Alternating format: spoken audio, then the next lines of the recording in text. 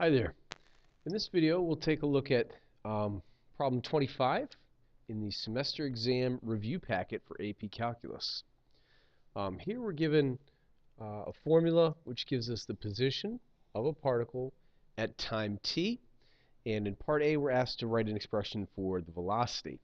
The relevant concept here is that the velocity is the rate of change of the position function, so we just need to take the derivative, and we get 3t squared minus 12t plus 9. And that solves part A. Part B asks us to find when the particle is at rest. So we'll look for times when the velocity is 0. The particle will move to the left when its velocity is some negative number, so less than 0. And the particle will be moving right when its velocity is some positive number, so greater than 0. Okay, so we've got a little bit of algebra to do to figure out the answers. Let's see. So can we factor out 3 from each term?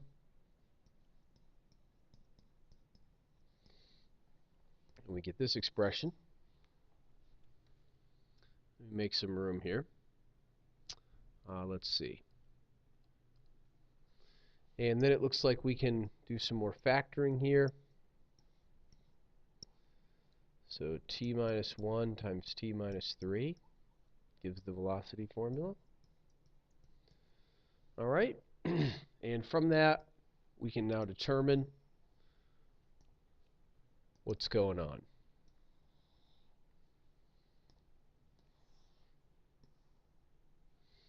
Okay. So when t equals 1, the velocity is 0.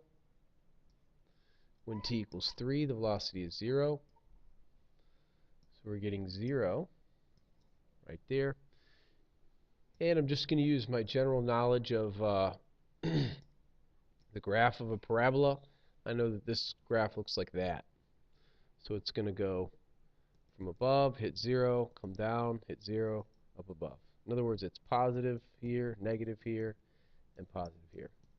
All right, saves me a little time versus plugging in. All right, so I was able to determine the particle will be at rest at these two particular times. That's when the velocity is 0. It must be moving to the left between t equals 1 and 3.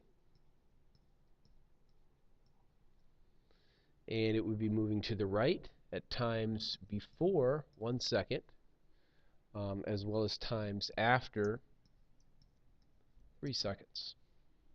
And that solves part B. Part C, what's the speed when t equals 2? Well, first let's find the velocity when t equals 2. Not quite the same as speed, but a good start. So we'll replace t with 2 here, and we'll just work out the math. 3 times 4 is 12. 12 and 9 makes 31. Take away 24 gives 7.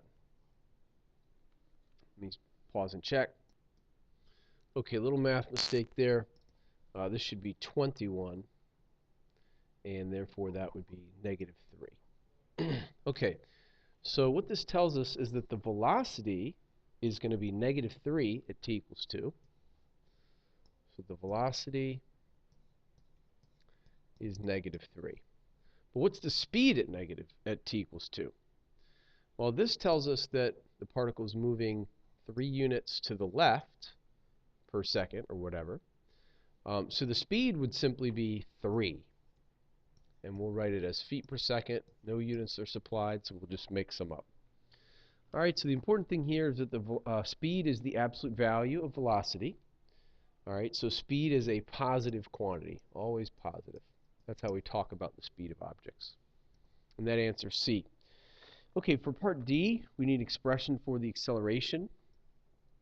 And the relevant concept here is acceleration is the rate at which velocity changes. So it's the derivative of the velocity function. And that would give 6t minus 12, which answers part D.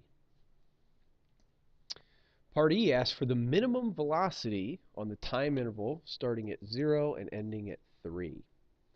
Well, what do we know about minimum problems that involve a closed bounded interval?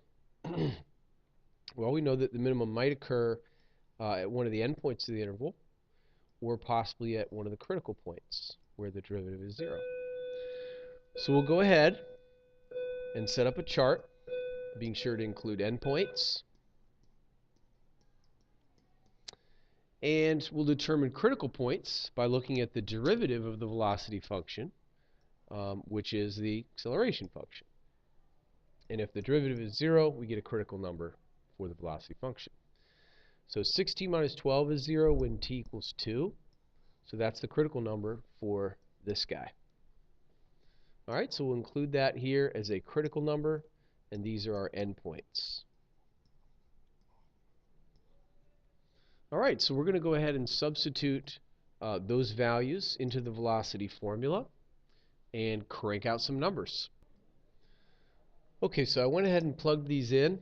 When I plug in 0, you're just going to get 9. Plug in 0 into there, you get 9. I plugged in 3 and got that the velocity is 0. When I plugged in 2, I got that the velocity is -3.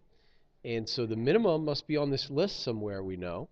And this being the smallest value, we conclude the minimum velocity on that interval is -3. And that answers part E. I hope this video was helpful. See you next time.